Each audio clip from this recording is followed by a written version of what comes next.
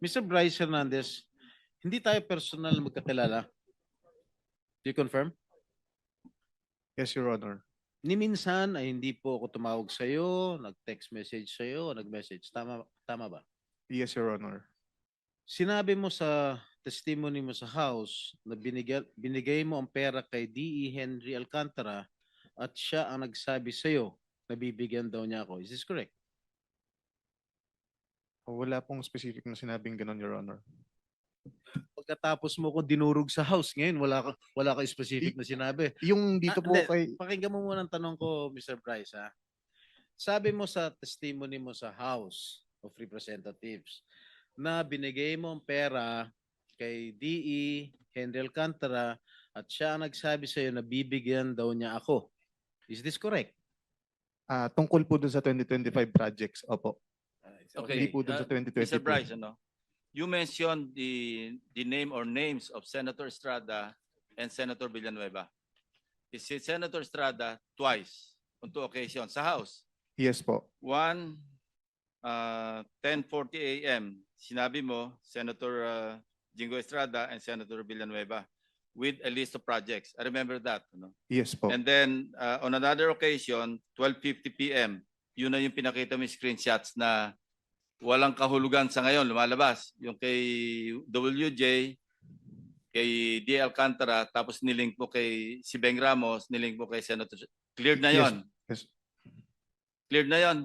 Actually, regarding po doon, Your Honor, meron po akong follow-up na Sige. text message po na nag-confirm na nagdala po it's either Ma'am Beng or Ma'am Mina sa office. Dinala po doon sa administrative officer namin noong time na yon. Meron po akong text message na yun. Galing po sa Chief of Staff ni Boss Henry Alcantara. Kinonfirm po na nakapagdala na ng obligasyon sa office. Do you have that? Yes, text I have message? po, Your Honor. So Kaninong- that's related to the WJ. Yes issue. po, Your Honor. Nagdala ng pera. Can Yung you show that? Yes. Or sige, basahin mo nga. Page. Kaninong office yun? Kaninong office? Ito po yung text message sa akin nung staff po ni Boss Henry. Sinong staff yan? Carlo Rivera po. Carlo Rivera. Sige, pakita na sa screen. Sige po. Andito ba si Mr. Rivera? Andito? Hindi ko po napansin, pa. parang wala po. Baka pwedeng paimbita, Mr. Chairman.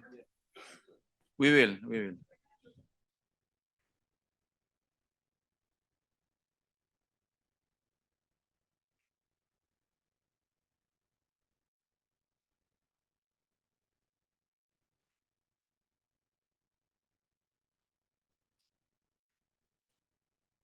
While waiting, yung isa pang pagkabanggit mo sa kanilang dalawa, yung 10:40 a.m. do sa House hearing ng September 9, di ba? September 9.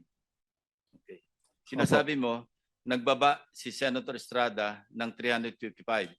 Yes po, Si Your Senator Honor. Villanueva nagbaba ng 600 million.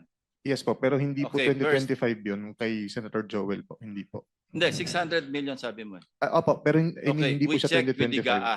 No? Yung kay Senator Villanueva, in fairness to him, hindi namin makita sa GAA yung mga enumeration mo o yung enumerated list of projects.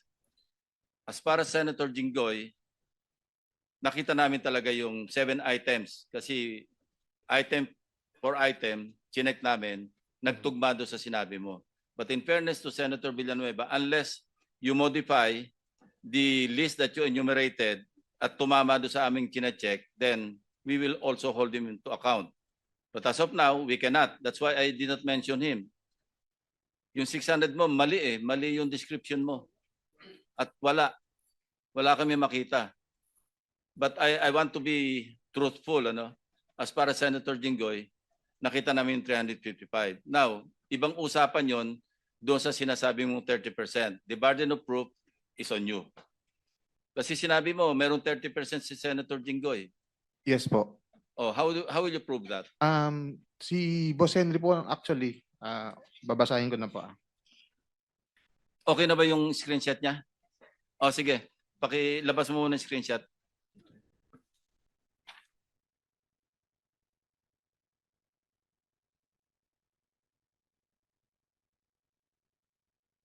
Sige, you start reading from your cell phone. Sige.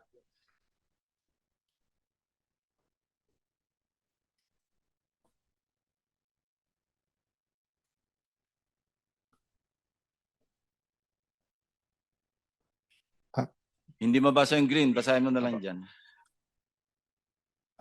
Ito po, ang highlight na lang po natin, Your Honor. December 16, 2022, 11:20 in the morning, nag-message po ang staff sa akin ni Boss Henry, si Engineer Carlo Rivera po. Ito po ang message niya. Boss, good day, M. Nakuha ko na po pala kay AO, which is Administrative Officer, yung pinadala nila Mambeng Ramos. Yun po. Yun. And Opo. then, Wala, iba na po to eh. Ito pala. May bidding ba tayo? Nagtanong po ako sa kanya. Ang sabi niya po, wala pong bidding today, Monday po ulit bidding natin. Tapos nag-message po siya ulit ng December 16, 2022, 3:26 p.m. Nandito po si Kuya Sani.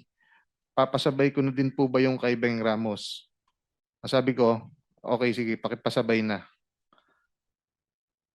anong context yan? Yung pera po na dinala nilang Beng Ramos. Anong project yan? Your Honor, nakalimutan ko yung specific ko nung project to, ng 2022. May nakakalimutan, Bryce. Opo. Kumpletuhin mo yung context, no? In fairness to Senator Jinggoy. And in fairness to Beng Ramos, kasi big eh. Opo. Sinabi mo nga ipapadala. Buuin mo yung istorya bago natin itackle yan.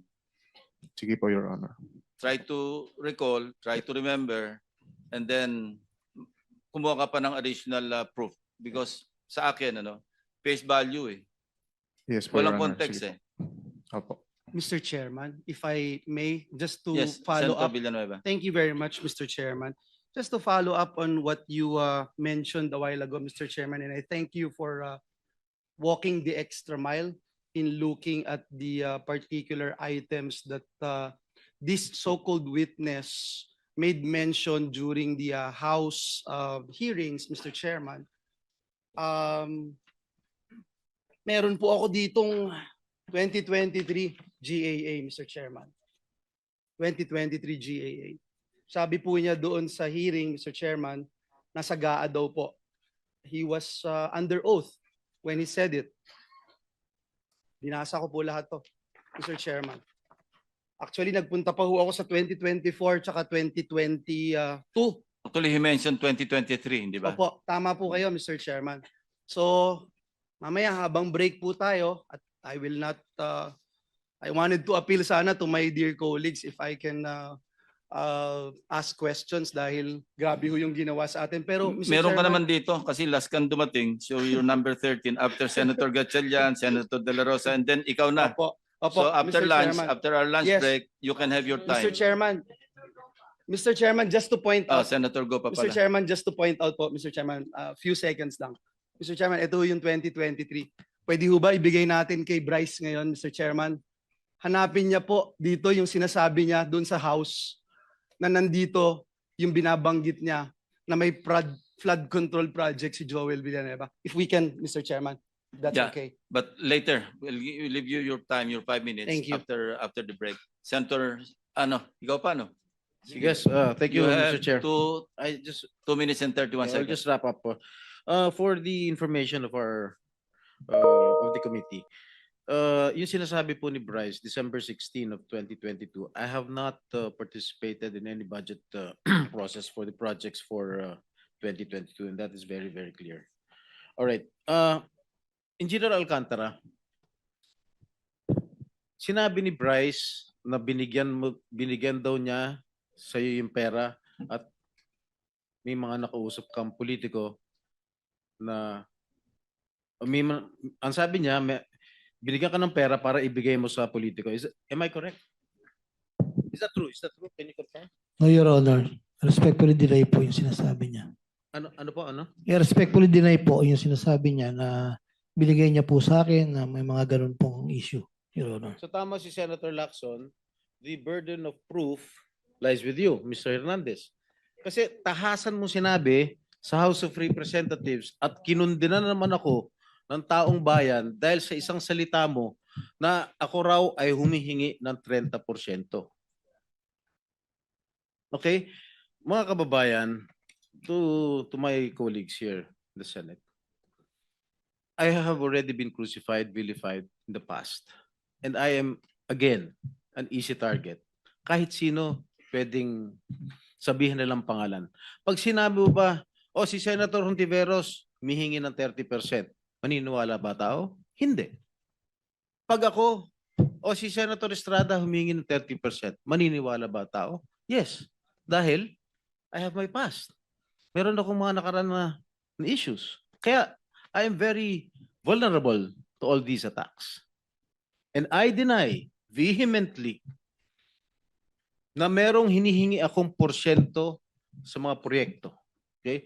And siguro, sinabi na ni DE Henry Alcantara na panay hearsay lang.